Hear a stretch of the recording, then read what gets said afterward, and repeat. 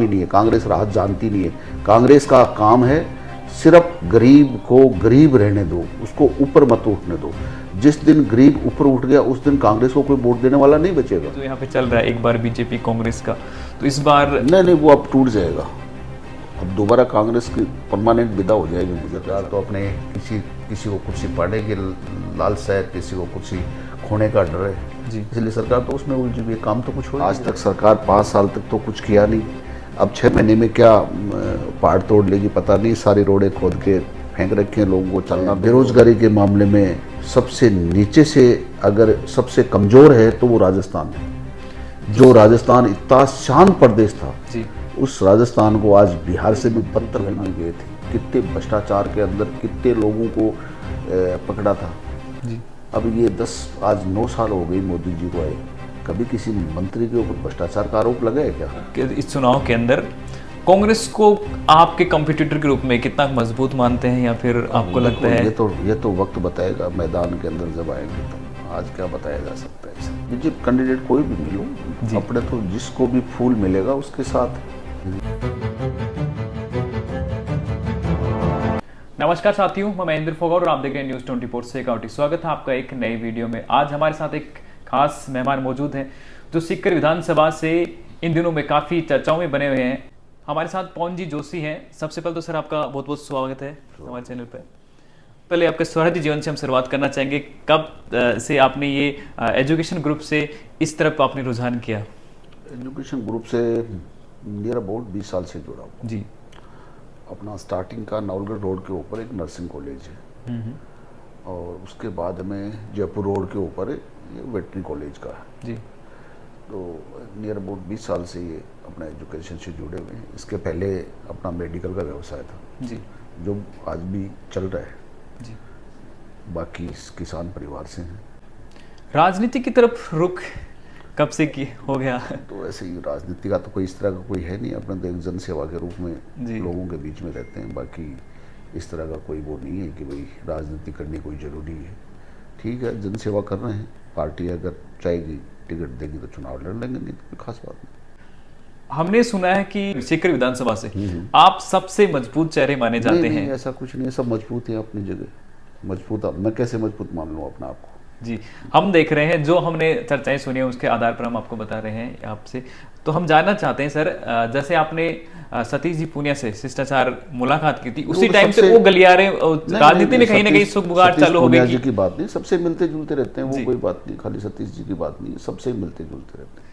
उसके बाद में अभी जो उलटफेर हुआ है, अचानक से सतीश जी को हटाया गया है और फिर सीपी जोशी आपने यहाँ पे खुशी जाहिर करी। आपको क्या लगता है, क्या राजनीति के अंदर ये जो चीजें हो रही है? ये रूटीन प्रक्रिया है, कोई खास बात नहीं है। सतीश जी का 3 साल का कार्यकाल था, पूरा हो गया तो पार्टी ने दूसरे को बना दिया। वो तो रूटीन प्रक्रिया है, कोई ऐसा नहीं है कि बीच में हटाया है। वो तो रूटीन प्रक्रिया है जी।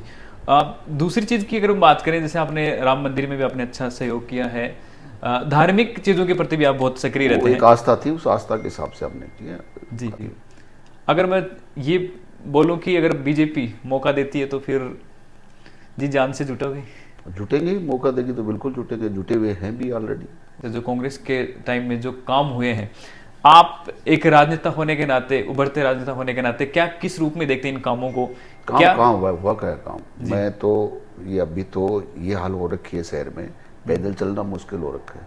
अभी आप उधर फाटक की तरफ आप जाके देखोगे, कॉलोनियों के अंदर जी, रोड पे मोटरसाइकिल चलाना तो बहुत दूर की बात है, लोगों को पैदल चलना मुश्किल हो रहा है। सारी रोडें खोद रखी हैं। आज तक सरकार 5 साल तक तो कुछ किया नहीं। अब 6 महीने में क्या पहाड़ तोड़ लेगी पता नहीं। सारी रोडें खोद के फेंक रखे हैं, लोगों को चलना दूभर हो रखा है। कहीं पानी की किल्लत हो रखी है, कहीं पानी की व्यवस्था है नहीं। इसको 4.5 साल के अंदर क्या आपने कहीं राजस्थान के अंदर राज नाम की कोई चीज़ देखी? राज नाम की कोई चीज़ थी नहीं। जितना राजस्थान पहले, आज के 20-30 साल पहले इतना शांत प्रदेश हुआ करता था, जो राजस्थान आज ये हालत हो गई कि राजस्थान सबसे, अगर क्राइम के मामले में, बेरोजगारी के मामले में सबसे नीचे से, अगर सबसे कमज़ोर है तो वो राजस्थान है। जो राजस्थान इतना शांत प्रदेश था जी, उस राजस्थान को आज बिहार से भी बदतर बना दिया। तो आप जो यहाँ सीकर में लास्ट अगर आपने ये बोल ही दिया है गैंगवार हुआ था, क्या इसको भी आप सरकार दोषी मानते हैं यहाँ की प्रशासन को? है ही सरकार का लचीलापन तो है ही, अदरवाइज वहाँ देखो ना यूपी का क्या हाल है, जो गुंडे हैं वो बाहर जमानत लेना बंद कर दिया। लेकिन सर अपनी शिक्षा नगरी पर तो ये बड़ा धब्बा लगा और उसके बाद में भी हमने देखा लगातार ऐसी चीजें हुई हैं। यहाँ की बात नहीं है, पूरे राजस्थान में यही हाल है। जी, कहीं से जेल तोड़ के भाग रहे हैं, कहीं से थाने से आतंकवादी भाग रहे हैं, तो ये सारे गुंडे तत्व हैं, उन पे कोई लगाम ही नहीं है, इस गवर्नमेंट की सह, इसलिए गुंडागर्दी हो रही है। नहीं तो यूपी में कर लो ना, देखो क्या हालत हो रखी है। योगी जी ने सारे गुंडों को साइड में सबको लगा दिया, जमानत लेने के लिए कोई बाहर नहीं आता, एप्लीकेशन भी नहीं लगाते कोर्ट के अंदर कि मेरे को जमानत चाहिए, सब अंदर बैठे हैं छुप के कि बाहर जाते ही मर जाएंगे। तो मैं ये मानूं कि अगर बीजेपी को इस बार जनता मौका देती है तो क्या ये जो क्राइम का जो धब्बा यहाँ सीकर सिटी के अंदर लगा है, क्योंकि यहाँ पे बड़ी संख्या में स्टूडेंट्स ऐसे आते हैं जो यहाँ पे जिनके पेरेंट्स हैं वो चिंता में रहते हैं कहीं सीकर में कैसा माहौल है, तो इस माहौल को कितना आश्वस्त करना चाहिए कि सुरक्षा यहाँ पे आप सीकर का एजुकेशन वास्तव में ये बहुत ही सोचनीय विषय है जी। और यहाँ पेरेंट्स से भाई क्राइम तो होता ही है, अभी 23 स्टूडेंट हैं, बाहर के बच्चे भी बहुत आते हैं, तो बाहर के लोग भी आते हैं, तो इसमें थोड़ा सा क्या है कि पिपराली रोड के ऊपर तो विशेष करके जी एजुकेशन का बच्चों का बहुत बड़ा दबाव है, तो यहाँ प्रशासन की तरफ से किसी न किसी तरह की पुख्ता व्यवस्था होनी चाहिए, वो यहाँ है नहीं। ऐसे राज्य में तो वैसे यहाँ क्या कहीं नहीं है। तो आप ये मानते हैं कि ये सरकार का लचीलापन है? वरना लचीलापन, पूरा ही लचीलापन है जी। दूसरी चीज खाली यहाँ की बात नहीं है, पूरे राजस्थान में आप देख लो ना, कहाँ महिला उत्पीड़न का मामला है, कहीं पूरी बेरोजगारी का, कहाँ देखो कैसे पेपर बिक रहे हैं, क्या हालत हो रखी है। लास्ट इसी टाइम में हमने देखा कि 19 बार से ज्यादा पेपर लीक हुए हैं और कहीं ना कहीं बड़े नेताओं के नाम आए और उसके बाद में उनको दबा दिया गया। सर क्या मानते हैं इस चीज को? कि देखो ये तो मैं क्या बता सकता हूँ, मेरे पास तो इस चीज़ का कोई प्रूफ नहीं है, बाकी ऐसा आज से पेपर लीक हुए हैं वो तो जो बच्चे पढ़ रहे हैं जी। उनको मौका नहीं मिल रहा, और जो बच्चे नहीं पढ़ने वाले हैं, पैसे वाले जो लोग हैं, वो पेपर खरीद के ले जाते हैं। ये तो एक जो पढ़ने वाले बच्चों के साथ बड़ा ही दुर्भाग्य है और बड़ा ही उनका एक तरह का मानो कि गवर्नमेंट का वो है कि वो बच्चे आज बेचारे धक्के खा खा के रह रहे जी। 30% वाला तो बंद रहे, 90% वाला घर बैठा है। ये तो आपने 4 साल में यहाँ स्थानीय विधायकों को भी देखा है क्या? जी। अभी कुछ नज़र आने लगे हैं जब चुनाव आए सामने, इतने दिन तो 4.5 साल तो अंडरग्राउंड थे, अब जाके कुछ सामने नज़र आ रहे हैं, तो 6 महीने में क्या होगा? 6 महीने में तो कुछ नहीं हो सकता। फिर भी कांग्रेस एलिगेशन लगाती है बीजेपी पे कि ये कहीं ना कहीं राजनीति जो है ये जातिवाद पे करते हैं।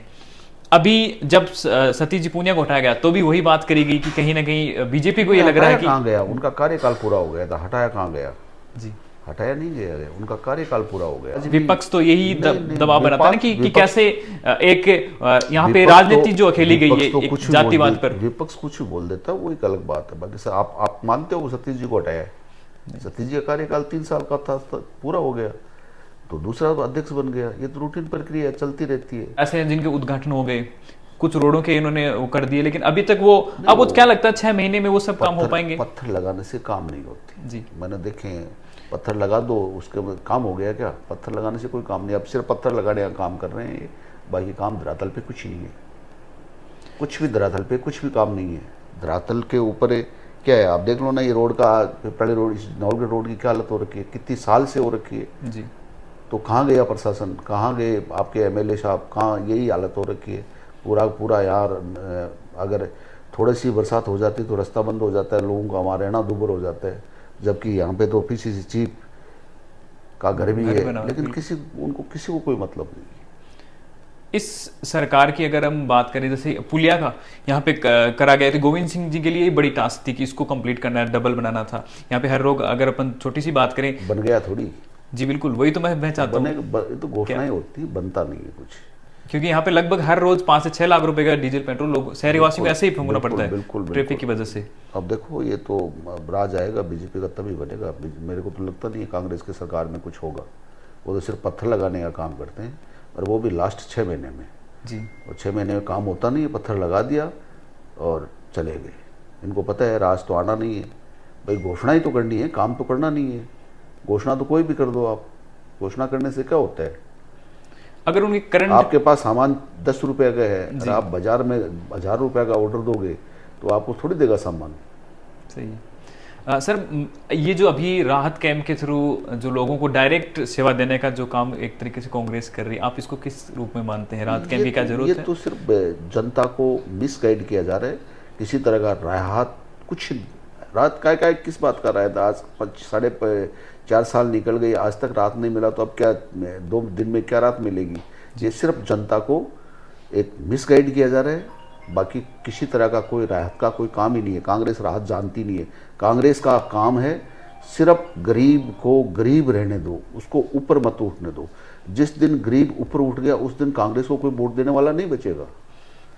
तो आपको लगता है कि ये जो फ्री के नाम पे जो एक वोट बैंक बनाया जा रहा है, कांग्रेस चाहती है कि वो फ्री के नाम से फिर लोगों से वोट ले ले, बस वही काम? ऐसे अब जनता पिछली बार सिर्फ 1.5 लाख वोटों के चलते राजस्थान की सरकार चली गई जी। और वो भी 3,500 रुपये बेरोजगारों को भत्ता, संपूर्ण किसान का कर्जा माफ, न किसान का कर्जा माफ हुआ, न किसी बेरोजगार को भत्ता मिला और न किसी को बेरोजगार को काम मिला। इस वजह से झूठ बोल कर ये सरकार आई थी। हमेशा झूठ बोल के नहीं है वोट मिलने वाले। इसलिए एक बार ठीक है, लोगों से गलती हो गई, दोबारा थोड़ी होगी ये गलती। तो आप डायरेक्टली इनडायरेक्टली रूप से भी यही कह रहे हैं कि जो सर्किल जो यहाँ पे चल रहा है एक बार बीजेपी कांग्रेस का, तो इस बार नहीं, वो अब टूट जाएगा। अब दोबारा कांग्रेस की परमानेंट विदा हो जाएगी, मुझे तो ऐसा लग रहा है। इस टाइम में हमारा यूथ जो है वो सबसे ज्यादा पेपर घोटालों से परेशान है, तो बीजेपी कितना आश्वस्त करती है उन बच्चों को? बीजेपी के राज में तो ऐसे होते भी नहीं घोटाले, नहीं हुए थे। ना कहाँ होते हैं। अब आप राज कभी पिछले जब सेंट्रल के अंदर कांग्रेस की सरकार थी जी, मनमोहन सिंह जी की सरकार थी, कितने मंत्री जेल में गए थे, कितने भ्रष्टाचार के अंदर कितने लोगों को पकड़ा था जी। अब ये 9 साल हो गई मोदी जी को आए, कभी किसी मंत्री के ऊपर भ्रष्टाचार का आरोप लगा है क्या? कंपेरेटिवली बहुत कम लगे हैं। बताओ ना, एक के ऊपर भी नहीं लगा है। भ्रष्टाचार का कोई काम ही नहीं है। भारतीय जनता पार्टी राष्ट्र उत्थान के लिए काम करती है। भारतीय जनता पार्टी के किसी भी मंत्री पे आप भ्रष्टाचार का बताओ ना, मैं कहीं लगा हुआ, तो कहीं नहीं लगा। ऐसा होता ही नहीं। मोदी जी के राज में भ्रष्टाचार शब्द है ही नहीं। जी, तो अब आप विधानसभा के इस चुनाव के अंदर कांग्रेस को आपके कंपटीटर के रूप में कितना मजबूत मानते हैं, या फिर आपको लगता है? ये तो वक्त बताएगा, मैदान के अंदर जब आएंगे तब। आज क्या बताया जा सकता है? सब अपना आप को मजबूत ही मानते हैं। जी। और अगर बीजेपी की बात करें, क्योंकि टिकट को लेकर बड़ी वो रहती है, टिकट को लेकर बड़ी आपाधापी रहती है बीजेपी में। बीजेपी का सीएम चेहरा भी अभी क्लियर नहीं है। क्या लगता है किस बेस पे चुनाव पे उतरने से पहले ये मोदी जी का चेहरा है? जी नहीं, बीजेपी कैंडिडेट कोई भी मिलो, अपने तो जिसको भी फूल मिलेगा उसके साथ। जी, मैं तो बेसिकली किसान परिवार से हूँ, ग्रामीण पृष्ठभूमि से मैं आया हूँ, ग्रामीण पृष्ठभूमि से आया हूँ। मुझे तो ग्रामीण पृष्ठभूमि का पूरा पता है और पूरे गांव मेरे एकदम जाने पहचाने, रात दिन घूमने वाले रहता हूँ उनमें। तो टिकट जिसको भी मिलेगी, जो भी है, उनके सब मिलजुल के साथ रहेंगे। यहाँ पे प्राकृतिक डिजास्टर आया, किसान बड़े परेशान हैं और यहाँ पे एमएसपी पे कोई चीज़ें खरीदी नहीं जाती है। आपको क्या लगता है ये किस तरीके की चीज़ें हो रही हैं आपके, अगर मौका देती है सरकार? ये तो यहाँ की जो सरकार है उसकी कमी है जी। अभी जो कांग्रेस सरकार है, अभी हरियाणा के अंदर एमएसपी से किसानों से अनाज खरीदा जा रहा है, एमपी में खरीदा जा रहा है। राजस्थान की सरकार है, राजस्थान की सरकार इस पे ध्यान नहीं दे रही और कह रही है सेंट्रल गवर्नमेंट का, जबकि सेंट्रल गवर्नमेंट ने इनको चने के लिए और इन अनाज के लिए, सब के लिए बाकायदा लेटर भेजा हुआ है कि भाई आप जो है खरीदो, हम लेने के लिए तैयार हैं। लेकिन गवर्नमेंट कभी ध्यान नहीं दे रही। जैसे अब जल मिशन योजना है जी, 27,000 करोड़ रुपया सेंट्रल गवर्नमेंट ने राजस्थान को दिए है जी। कितना? 27,000 करोड़। उनमें से मात्र 7,000 करोड़ रुपया ही आज तक राजस्थान की सरकार ने खर्च कर पाई है। 20,000 करोड़ रुपए पड़े हुए हैं। लेकिन क्योंकि ये सेंट्रल गवर्नमेंट की स्कीम है, इसलिए ये जनता के पास पहुँचे नहीं और इसका फ़ायदा जनता को मिले नहीं, नहीं तो अपना ये वोट बैंक खिसक जाएगा।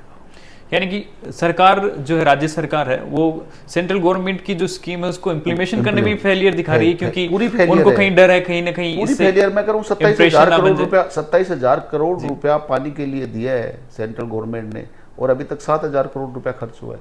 जी। और हम 6 अगर महीने में क्या 20,000 करोड़ रुपया खर्चा कर देंगे? कर नहीं सकते, तो करते ही नहीं है काम।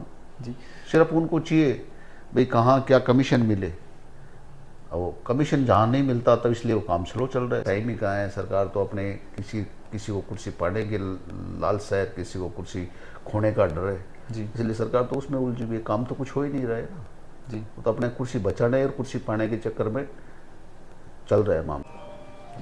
बहुत बहुत शुक्रिया, आपने टाइम दिया, और आशा करते हैं आपको भी जो आपकी स्थितियां यहाँ पे सीकर में विधानसभा से लेकर जो बीजेपी की बनी हुई है उस पर आपको कुछ ना कुछ हिंट्स मिले होंगे, और बाकी हम आगे आप लगातार ऐसी ही शख्सियत से हम आपको मिलाते रहेंगे, रूबरू कराते रहेंगे। जुड़े रहने के लिए बहुत बहुत शुक्रिया। मिलेंगे नेक्स्ट वीडियो में। Thank you.